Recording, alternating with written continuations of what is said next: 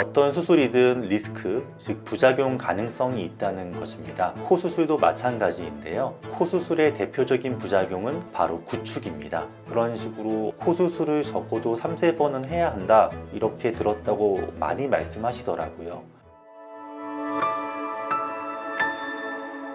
안녕하세요. 당기는 의사 닥터 민호입니다. 최근에 인스타그램이나 틱톡에서 중국 코 수술에 대해서 보신 적이 있으신가요? 일부러 매부리를 만드는 코 수술을 하는 거를 저는 봤는데, 수술하지 않은 것처럼 자연스럽게 보이기 위해 없던 매부리를 만드는 수술을 하고 있더라고요. 그것 때문인지는 모르겠지만 최근에 사람들이 코 수술을 굉장히 많이 생각하고 또 많이 하고 있는데요. 혹시 조만간 코 수술을 생각 중인 분들이라면 꼭 끝까지 시청해 주세요.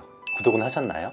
콧대를 높이는 방법은 기존에 하던 대로 실리콘을 넣는 방법이 있고요. 최근에는 무보형물로 실리콘 없이 콧대를 높이는 방법도 개발돼서 무보형물로 코 수술도 진행하고 있습니다. 콧대에 실리콘을 사용하는 경우에는 화려하고 뚜렷한 코 모양을 만드는데 좀 더 유리하기 때문에 수술이 용이하고 또 비용이 저렴하다는 장점이 있고요. 염증의 위험이 조금은 더 올라간다는 단점이 있습니다. 콧대에 무보형물로 연골이나 진피를 넣는 경우에는 보형물을 사용했을 때보다 부작용의 가능성이 적다는 점에서 안전하다는 게 가장 큰 장점이겠고요. 반면에 단점은 화려하고 뚜렷한 코 모양은 좀 어렵고 자연스럽게 높아진 콧대 모양이 가능한데 또 비용이 조금 더 비싸다는 게 단점이 될 수 있을 것 같아요. 비용도 무시할 수 없으니까요.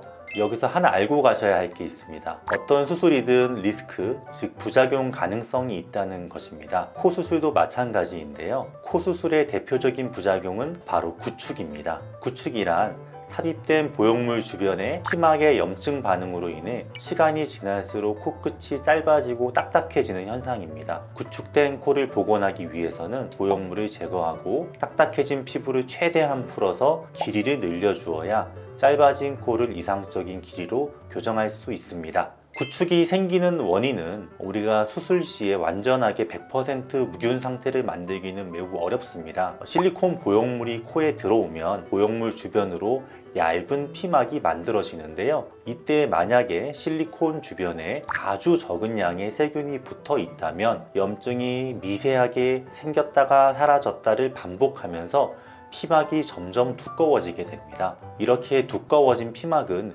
실리콘 보형물을 위로 밀어 올리게 되면서 미간 부위가 높아지고 코가 짧아지고 단단해지게 되어 구축코로 변형됩니다. 어떤 사람은 자신이 구축코인지 모르는 경우가 있어요. 그래서 예시 사진을 몇 개 보여드리겠습니다. 이런 사진, 코가 많이 짧아진 걸 볼 수 있고요. 또 코끝이 뭔가 타이트하게 옹기종기 모였다라는 느낌도 드시고 콧구멍이 더 많이 보이고 돼지코의 느낌이 된 것을 확인할 수 있는데요. 만약에 이런 코 모양이시라면 구축이 진행되고 있는 겁니다. 구독은 하셨나요?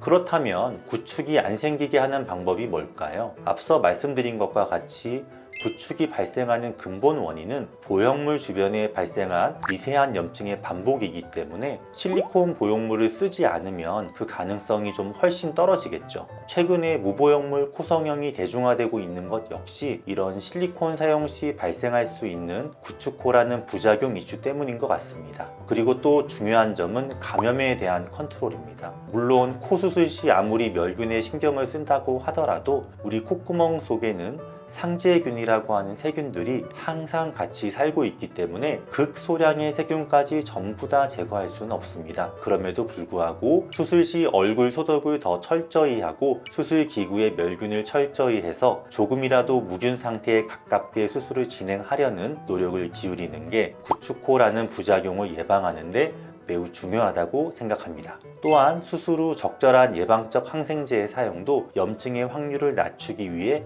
매우 중요하겠습니다. 저는 실리콘 보형물을 사용한 코 수술보다는 무보형물 코 수술을 좀 더 선호해서 자주 하고 있는데요. 염증과 구축코라는 부작용에서 조금 더 안전하다는 이유가 제일 크고요. 또 제가 추구하는 코 라인이 자려한 코 라인이다 보니까 꼭 실리콘 보형물을 쓰지 않더라도 자연스럽게 높은 콧대를 만드는 게 가능하다 보니 점점 더 안 쓰게 되더라고요. 무보형물로 코 수술할 때는 연골가루를 사용하는데요. 기증늑이나 자가늑을 모래알 크기로 다진 후에 특수 용액을 넣어서 환자분 코 모양에 맞게 커스텀하게 늑연골 조각을 제가 만듭니다. 그렇게 커스텀으로 만든 늑연골 조각을 콧대에 집어넣어서 저스트 핏하게 최적의 콧대 모양을 만들어내는 거죠. 구독은 하셨나요? 코 수술을 고민하고 계신 분들이 많으실 텐데요. 상담을 해보면 코 수술을 적어도 3, 4번은 해야 한다 이렇게 들었다고 많이 말씀하시더라고요. 정말 많은 분들이 똑같은 말씀을 하고 계시더라고요. 그거는 사실이 아니라고 명확하게 설명드리고요. 확실한 계획을 가지고 제대로 수술하면 당연히 한 번의 수술이 잘 되어야 하는 게 아닐까요? 그런 식으로 어쩌면 코 수술은 3, 4번이다 라고 가스라이팅을 당하고 있는 건 아닌가 라는 그런 생각까지 했습니다. 오늘은 부추코에 대해서 말씀드려 봤는데 정말 무서운 부작용이긴 하거든요. 예뻐지려고 수술한 건데 오히려 코가 기괴한 모양으로 변해버린 거잖아요. 그렇지만 철저한 계획을 가지고 무균적으로 잘 수술하면 충분히 예방할 수 있는 부작용이니까요. 너무 걱정하지 않으셨으면 좋겠습니다.